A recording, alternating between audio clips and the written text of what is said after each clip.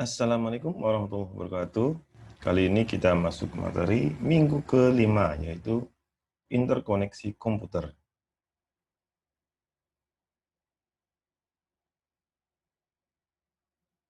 Komputer terdiri dari 3 komponen utama atau 3 modul utama seperti yang sudah pernah dibahas di minggu sebelumnya, di mana ketiga modul ini saling berkomunikasi satu dengan yang lain. Nah, kemudian jalur-jalur yang menghubungkan ketiga modul ini itu disebut sebagai sistem interkoneksi. Desain dari struktur interkoneksi itu sendiri, itu nanti tergantung dengan pertukaran data atau pertukaran perintah atau data ya, pertukaran apapun yang harus dilakukan antar modul-modul yang ada. Nah, di modul memori ini terdiri dari beberapa words yang panjangnya tergantung dari kapasitasnya. Panjang word-nya sama, kemudian setiap word itu, satu word itu ada 8 bit ya. Setiap word itu memiliki nomor-nomor yang unik, ya, dimulai dari 0 hingga word terakhir. Nah, setiap word dari data itu bisa dibaca, ya, isinya bisa dibaca dan juga bisa ditulis ke memori. Nah, operasi ke memori itu tergantung dari perintah yang dikirim oleh CPU.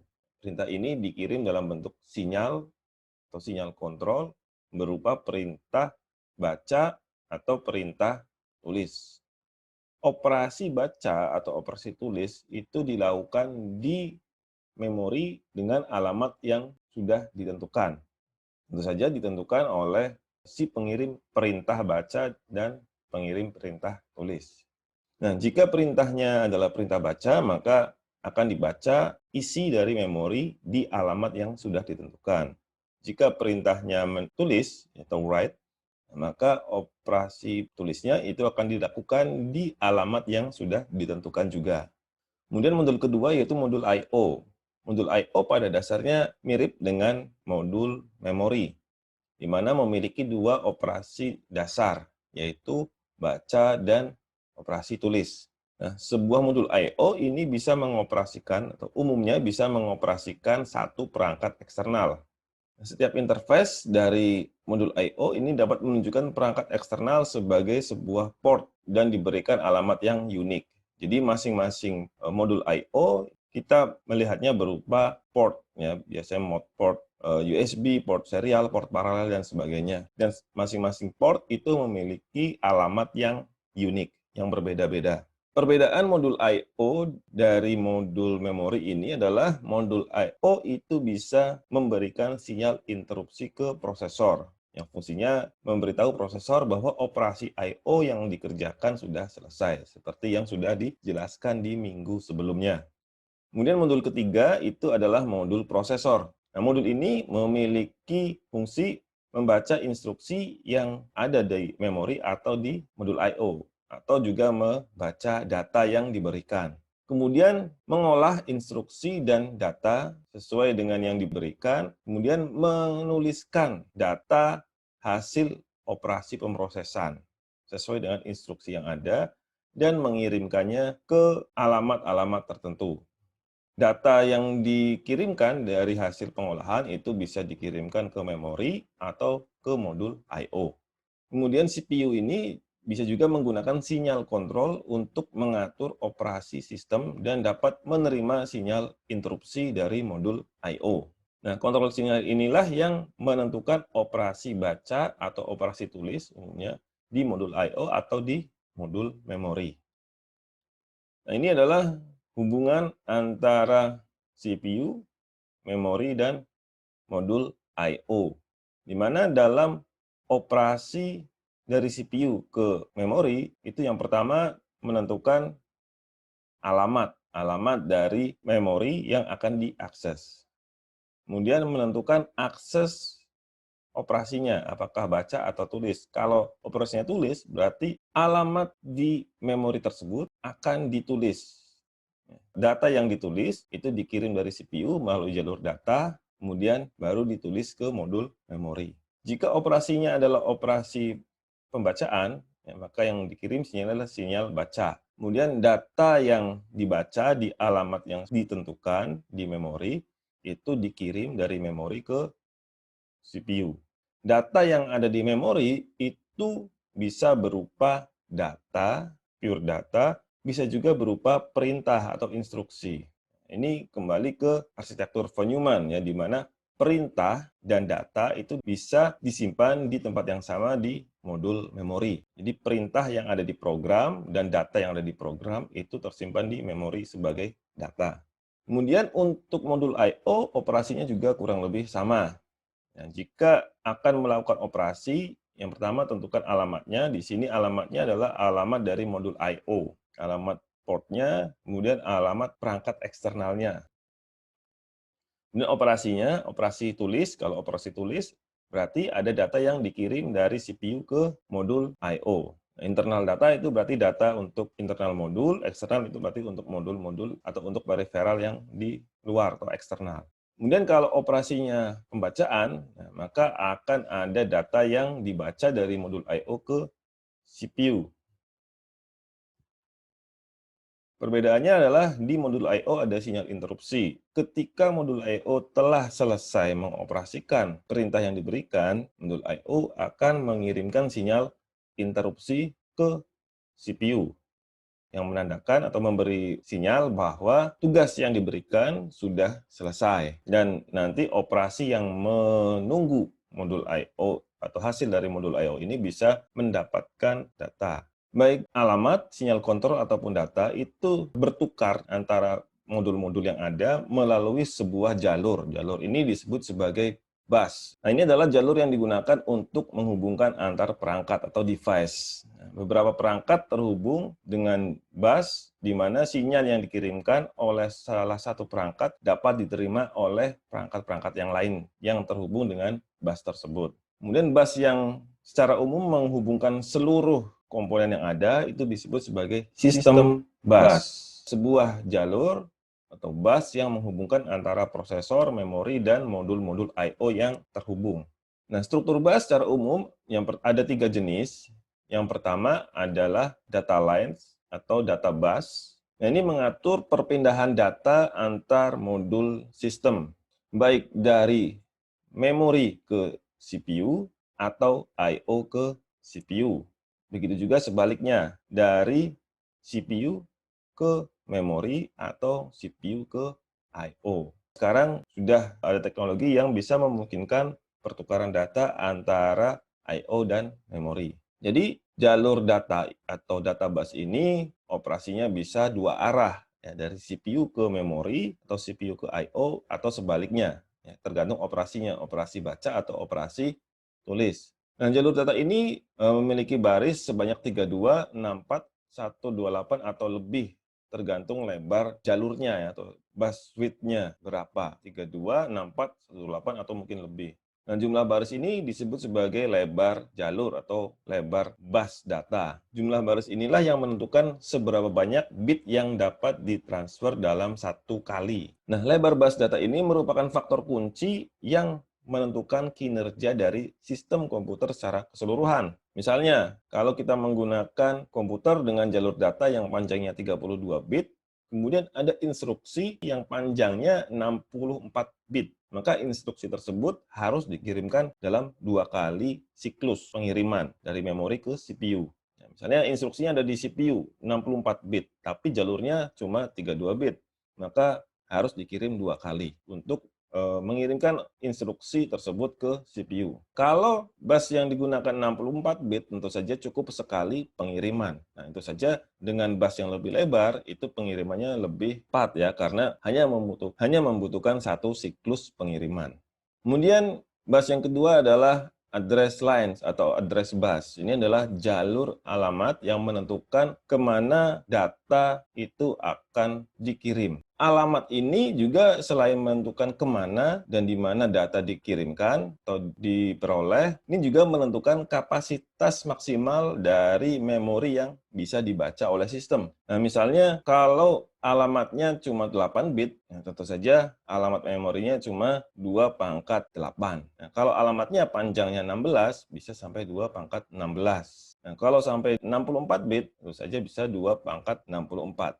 Nah, itu pengalamatan. Nah, tapi alamat ini juga selain digunakan untuk memori, digunakan juga sebagai pengalamatan untuk I/O. Sehingga total bitnya biasanya dibagi dua, bit terkecil biasanya digunakan oleh memori, kemudian tengah bitnya yang besar, nilai yang besar itu digunakan untuk I/O, untuk pengalamatan di I/O. Nah, operasi pengalamatan itu hanya searah, yaitu dari CPU ke memori atau CPU ke I/O. Karena hanya digunakan untuk menentukan alamat data yang ada di memori atau alamat perangkat yang ada di modul I/O. Kemudian control lines atau jalur kontrol. Ini fungsinya mengatur atau mengakses penggunaan dari data lines dan address line yang sudah dikirim. Nah, tentu saja isinya adalah perintah-perintah. Perintah yang umum yang pertama adalah menulis ya, ke memori atau ke I/O di alamat yang sudah ditunjuk. Kemudian operasi baca, itu dua operasi yang paling umum, baik ke memori atau ke I/O. Selain itu juga ada beberapa operasi lain. Yang pertama, transfer acknowledgement. Acknowledgement itu menandakan bahwa data sudah selesai diterima. Misalnya ada data dikirim dari I/O ke CPU. Jika satu baris data tersebut sampai, maka CPU akan mengirimkan sinyal acknowledgement ke perangkat. Kemudian bus request. Nah, ini menentukan sebuah siklus atau perintah yang membutuhkan jalur. Kemudian bus grant memberi sinyal ke perangkat memori atau I/O bahwa busnya sudah didapatkan atau jalurnya sudah didapatkan sehingga data sudah bisa dikirim. Kemudian interrupt acknowledgement yang memberitahu I/O bahwa sinyal interupsinya sudah diterima. Jadi ketika I/O mengirimkan sinyal interupsi ke CPU, CPU akan memberitahu ke I/O bahwa interupsinya sudah diterima melalui jalur kontrol. Kemudian ini juga menentukan clock untuk sinkronisasi operasi dan juga bisa mereset semua modul. Jika keadaan bus sulit ditangani, maka CPU bisa mereset kondisi bus melalui sinyal reset. Nah, kontrol bus ini hanya satu arah dari CPU ke memori atau ke modul I/O. Jadi ini hanya mengirimkan sinyal atau kode ke memori dan ke modul I/O, tidak sebaliknya.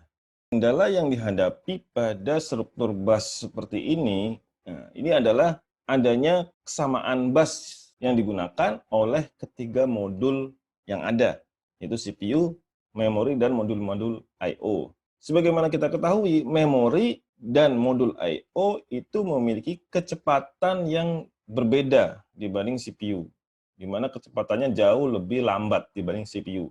Memori itu lebih lambat dari CPU, modul I/O apalagi jauh lebih lambat dibanding dengan CPU.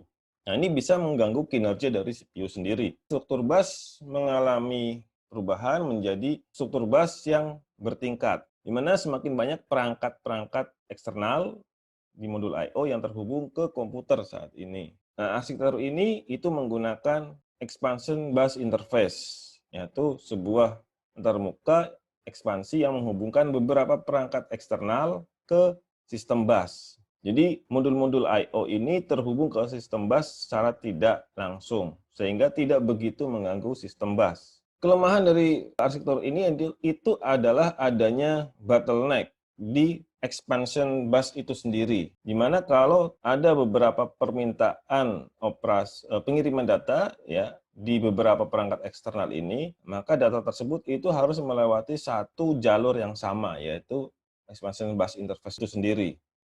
Kemudian di modul ini juga sudah ditambahkan sistem cache yang bisa menampung sementara ya beberapa data yang belum terkirim ke memori atau ke modul I/O atau sebaliknya. Bottleneck di expansion bus itu sendiri itu bisa terjadi karena adanya beberapa kecepatan hardware yang berbeda-beda juga, ya, di mana hardware untuk jaringan itu mungkin bisa cepat, kemudian yang berasal dari port paralel dan sebagainya itu bisa lebih lambat. Nah, ini bisa mengganggu beberapa perangkat atau periferal yang lebih cepat.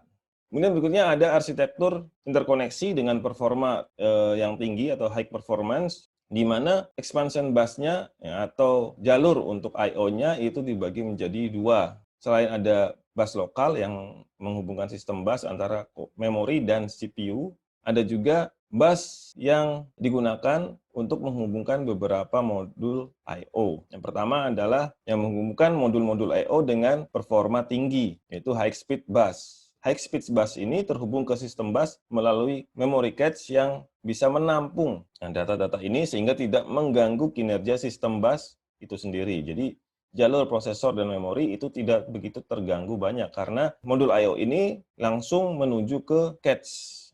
Nah, perangkat yang terhubung ke high speed bus ini antara lain SCSI, biasanya menghubungkan hard disk yang ada di mainframe, kemudian fireware, kemudian untuk keperluan grafis, video, dan jaringan. Ini adalah biasanya perangkat-perangkat yang mengirimkan data dengan cepat. Kemudian ada expansion bus interface yang menghubungkan perangkat-perangkat yang lebih lambat. Misal fax, modem, kemudian serial, paralel, dan beberapa perangkat-perangkat lama misalnya. Secara umum, ada beberapa elemen desain dari sistem bus. Yang pertama, jenis yaitu tipenya dedicated atau multiplex. Dedicated itu maksudnya satu bus itu hanya digunakan untuk fungsi-fungsi tertentu. Nah, multiplex satu jalur digunakan untuk banyak fungsi. Kemudian metode arbitrasi yang digunakan atau pengaturannya, siapa yang menentukan. Yang pertama, centralized, yang dimana ada sebuah bus controller terpusat yang mengatur semua pemakaian dari bus. Jadi siapa yang mengatur semua jalur itu hanya controller tersebut yang bisa. Jadi apakah jalur tersebut yang sedang digunakan itu harus dipakai oleh perangkat lain, misalnya harus dihentikan dan sebagainya, itu ditentukan dari satu controller terpusat. Kemudian ada yang modelnya terdistribusi, di mana setiap modul memiliki akses kontrol yang bisa bekerja dan bersama-sama saling berbagi bus. Kemudian timingnya, ada yang sinkron dan tidak sinkron. Sinkron ini berarti event-eventnya itu terjadi sesuai dengan clock yang ada. Ya. Kemudian tidak sinkron, ini kejadiannya tergantung pada event yang terjadi sebelumnya. Kemudian lebar data, pertama ditentukan oleh alamat. Ya, panjang alamat ini menentukan kapasitas maksimalnya. Semakin lebar alamatnya, kapasitas maksimalnya juga semakin lebar. Kemudian data, ini adalah banyaknya data yang dapat dikirim dalam satu waktu atau dalam satu kali pengiriman. Oke, berikutnya penggunaan sistem interkoneksi dengan multiple hierarki, performa tinggi pun ternyata belum cukup untuk meningkatkan performa yang lebih maksimal. Adanya beberapa kendala-kendala, misalnya kendala listrik dan sebagainya, terutama untuk bus-bus yang sinkronus, ya, itu sering bermasalah. Kemudian pada kecepatan data yang lebih tinggi dan lebih tinggi lagi, ini ternyata semakin sulit untuk melakukan fungsi sinkronisasi dan arbitrase secara tepat waktu.